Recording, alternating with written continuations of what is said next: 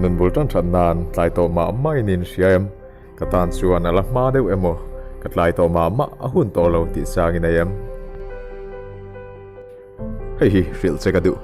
a hun dik takai omani American sana so India indar ka somle chan ve vel line ma zo ka ma se India sana hi akal muang ti na ni big chuang lo chan khat kum som ni panian graduate ma se na thatak muturin kum nga velan nga angai le tho thin chan khat kum som ni panga CEO ni in kum som nga vela an thi line chan khat ero kum som nga vela CEO ni in kum som ko thleng an dam thung chen khadan la single ring line chen khadin fan lo nei thua to Obama ka kum som nga panga a retire ma se Donald Trump chuan kum som saria atan ve chi thung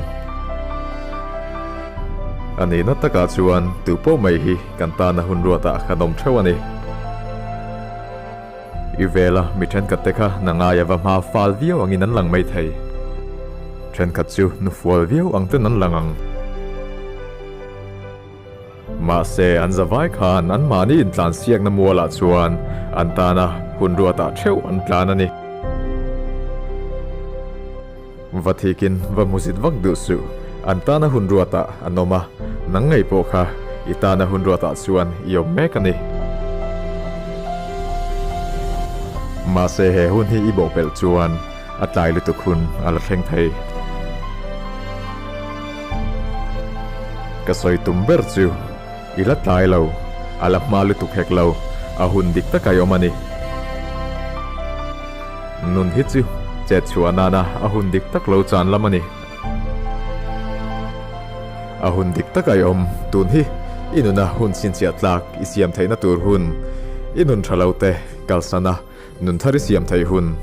ilo ni chak em thin ni tura I tho thei hun mi aya sang zo ka in lan kai theina tur hun dik tak chu ni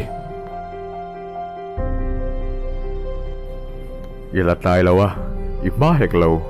a hun dik ta kayomani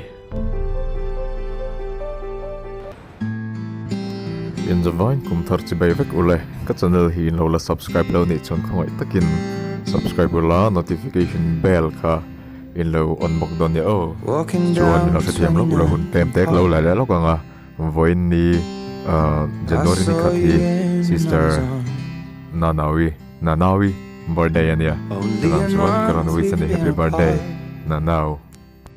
you look happier